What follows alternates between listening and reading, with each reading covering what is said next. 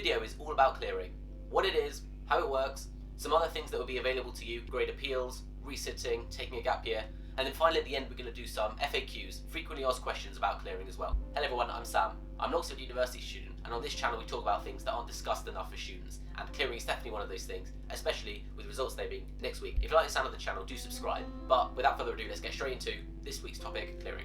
Okay, so let's start with the first question. What is clearing? Clearing is the process you go through if you don't have an offer on results day for university and you want to go to university. This can be for a number of reasons. Maybe you submitted your 5 places through UCAS and you got rejected from all of them. Maybe you got some offers back and you accepted one, but actually you changed your mind and then rejected it later yourself. But of course, in reference to results day, the biggest reason is because you had 2 choices that you had, a firm and an insurance, but then because of your grades on results day, you didn't get those offers because, you missed your grades, and so that's why you would have to go through clearing. It's important to say, if you just miss your firm and you get your insurance, then happy days. You don't have to go through clearing if you like your insurance offer. You'll get an email soon about accommodation for that uni, you're completely confirmed, all is okay. But if you, for whatever reason, decided that the insurance choice you chose long ago is no longer good for you, you can reject that and then go into clearing. So quite a long story short, if you miss just one of your 2 offers, you don't have to enter clearing, but plenty of people like to. Okay, so let's talk about how clearing really works. Clearing is kind of all the universities and all the courses they offer that weren't filled up for whatever reason, either because they just weren't filled up in the first place by people, or they were filled up by people who then missed their grades, and so their offers are now available for other people to have again. The best way to search for all these unis and their places and courses that they have available through clearing is on the UCAS website. There's a special clearing page you can go to on UCAS, and you can have a search of all the courses by course, by university, whatever you really want, but basically there'll just be a massive list. And there'll be some options right now already there for you because they weren't that popular when people were choosing their offers. And of course, nearer to results day or on results day, there'll be even more offers available because people that had kind of already got one kind of promised for them or guaranteed will have missed their offer, and so that offer will go back into clearing for someone else to take. Okay, so that's the first step of kind of how clearing really works, finding out what even is in clearing for you to potentially get. The second stage is, of course, you making sure that you get one of those things. And how does that work? Well, once you find something on the UCAS website that you like, what you do is you phone the uni up and basically say, hello, this is who I am, this is my UCAS number, these are my grades, and you basically inquire whether you could be accepted onto that course that is available on clearing for some people. Let's break that down a bit more.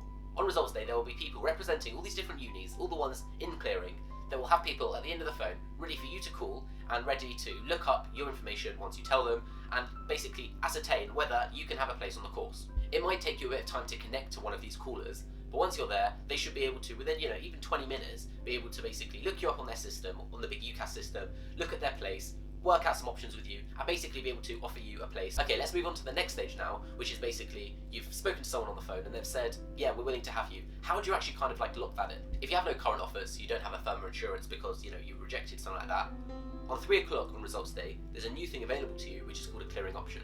And a clearing option is basically for you to go and add, actually on your UCAS form itself, one of these options that are available on clearing. You can only have one of these at a time, and if you choose one, it's basically accepting yourself on that place.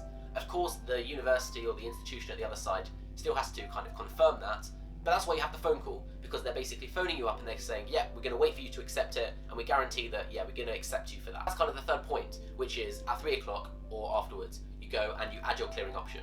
The universities might take a day or 2 or 3 to reply to that, but the idea is you've already phoned them up, you already know that they are going to accept you. It is technically possible to do this step without step 2 and not phone the unis up and just kind of pick one and hope they kind of accept you. And they might do, and if they don't, no worries, because they will reject you and then you can pick a new clearing option. But you can only pick one at a time. But of course it's better just to phone the unis up and see what they're saying, and then you can just basically be guaranteed, hopefully, that you're going to be accepted and not have to waste time, because the more times you submit a clearing option, have to wait, get rejected, then at that point, obviously loads of clearing options have gone. So by picking a new one, then you might not have such a desirable one. So I think it is good to obviously do the phone call first and make sure you know exactly what you're going to pick, and the one that you're going to pick knows that you're going to pick them and they're going to accept you. That is basically the whole of clearing. That's basically all there is to it. Of course, that is super stressful, but with that information, it's hopefully a lot calmer. But let's talk about some other options which are available to you, which aren't part of the clearing process themselves, but also might be useful for you to consider in and around results day. The first one we should talk about is appealing your grades. If for whatever reason you weren't expecting the grades you actually got on paper on results day, or you were close to a grade boundary, you can appeal it. This is basically getting your paper remarked, and if you go up a grade boundary, and let's say that grade boundary is the difference between you hitting and missing your insurance choice, then in theory you should have your insurance choice again, and therefore you don't need to go through clearing. If you want to do this, speak to your school or your centre, but there are a few things to bear in mind with this. Number one, it's far from guaranteed that your grades will increase. Just because they're getting remarked, it could actually go down if anything. Doesn't particularly often, it's most likely to stay the same. But don't just think because you're going to appeal that you are going to increase your grade. Second of all, even if your grade does increase, well, the amount of time it takes, if you don't kind of do a priority thing, which is in certain circumstances, the offer you're hoping to get by basically appealing your grade in order that it now meets the offer, hopefully, but won't necessarily be able to guarantee you that place, because they might have, let's say, put your place back into clearing, someone else has picked it up, and therefore there's no place left. It's not something else to bear in mind, but again, speak to your school about it, they'll know what to do, and they'll be able to advise you on all of these things. The next one is actually just doing resits, next winter or the next summer. This could be an appealing option if for whatever reason you're really set on your firm or insurance choice, and you realise that you don't have the grades for it, but you're willing to work hard, try again, and see in the exams if you can get higher, and then basically get your place back. Again, with all the obvious stuff, if there's no guarantees that actually doing the exam will make you, get a high grade, you obviously have to revise harder in order to get that next grade. It's also important to note that actually not all unis like or kind of count resits. So if you're originally on BBB, but then you resit an exam and then get an A star, so you're now on like BBA star as it were, some unis only look at your original grades, the ones you got in your first kind of results day,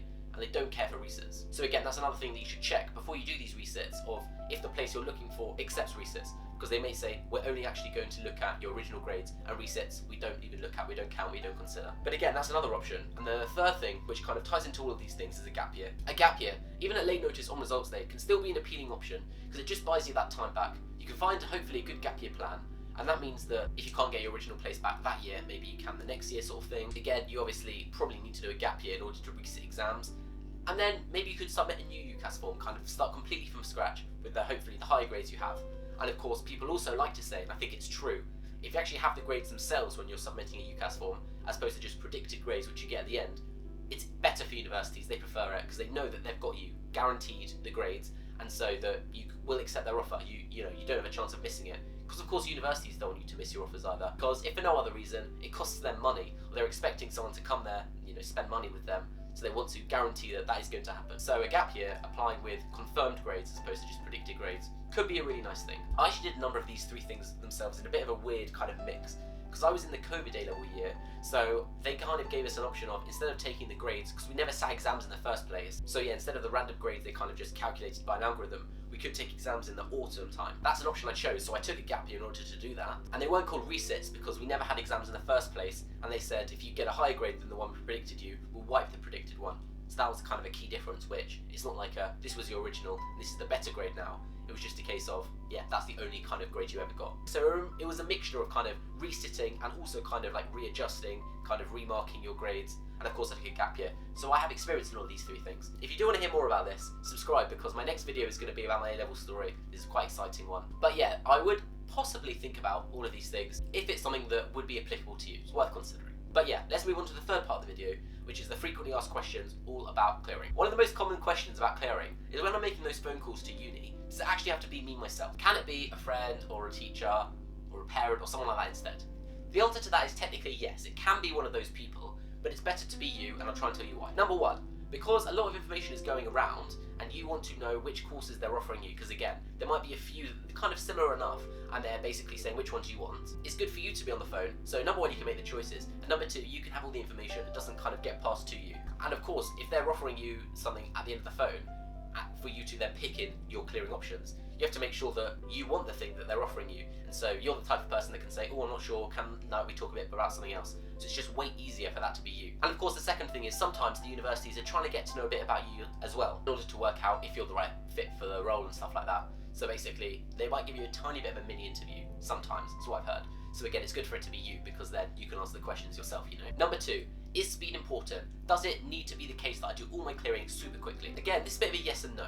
Yes, once the clearing places are gone, they're gone, and it is the first come, first served sort of thing. So I would say it is important to be on the phones early in order to get through to people early, because there will be a bit of a backlog, you're waiting with like the nice music in the background and stuff, and then they will say, yeah, we'll accept you on clearing options and stuff like that. So I would say there is an element of speed needed there, but of course, as we talked about, clearing options only open at 3 PM, so it doesn't mean that if you're first on the phone, you get it through straight away, you can be done by 10:30. Everyone kind of has this like safety blanket, they have to wait till 3 PM, which I think is kind of nice, because it just means it slows down that start of a very stressful day, and it means people don't make too many rash decisions of by 9 o'clock they didn't get what they wanted, and by 9:30 they've already chosen a new uni 100 miles away from where they were originally going. So yeah, I would say preparation is clearly important, and to prepare as much as possible in order that the best stuff can happen. Speed is important there, but clearing is technically open until October 18th, which is ages away, so you do technically have as much time as you need. But of course, bear in mind that the best places will probably go quite quickly. Third question, what is Clearing Plus? Clearing Plus is just a bit of a weird named thing, which is basically the automatic clearing process that happens for you if you miss your grades. So instead of you going out of the way to phone up the unis, inquiring for yourself and stuff like that, which again is good because it's speedy and hopefully you can get something done by 3 o'clock and stuff like that, Clearing Plus is the automatic UCAS process that will send you on an email if they've kind of calculated, because they have all your information, that you've missed your stuff.